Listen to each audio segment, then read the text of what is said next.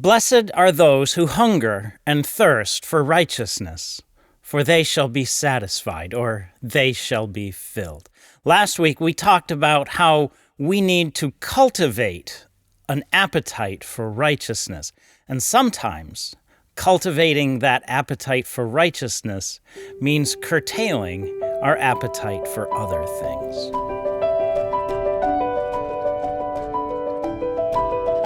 In 1 Peter chapter 2, verses 1 through 3, Peter writes, "Therefore, rid yourselves of all malice and all deceit and hypocrisy and envy and all slander, and like newborn babies long for the pure milk of the word, so that by it you may grow in respect to salvation, if you have tasted the kindness of the Lord."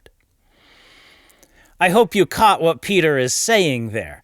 There are some unhealthy appetites in our lives, appetites for malice, for example, and slander.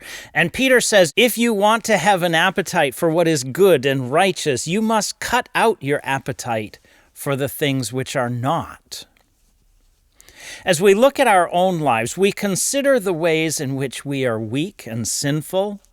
We see the ways that we don't do what is right, and we hunger to do what is wrong. And our responsibility as Christians is to identify those things and begin the process of cutting them out bit by bit from our lives in order to make room for the righteousness of God. Let me give you just kind of a simple example of this from my own life. One of the things I struggle with regularly is the desire to show off what I know, to impress people with my knowledge.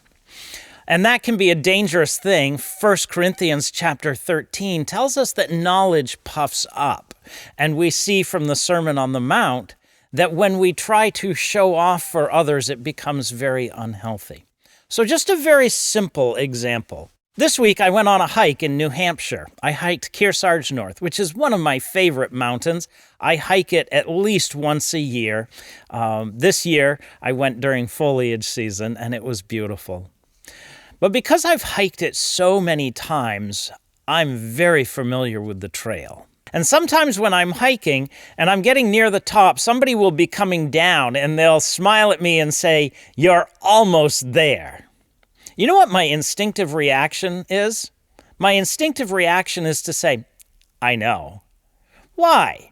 Because it lets them know that I'm very familiar with this. It lets them know that I have knowledge. Now, it's a small thing. I know it's a small thing. It's not a big deal. But there are several reasons why I resist the temptation to respond with, "I know that." The first reason is, there's no purpose or value in me announcing that I already know what they want to tell me. Secondly, it may cut short an otherwise very interesting conversation. But thirdly, and this is the point that I want to get to here, knowing my own desire to show off my knowledge, I choose to not give myself the opportunity. I'm not going to puff up. I'm not going to try and show off how much I know about the trail I'm on. It's a small thing. But we, each of us, need to identify the areas in our lives in which we struggle, and we need to make sure that we cut off at the knees our appetite for those things. Peter tells us, in doing so, we make room for God's righteousness.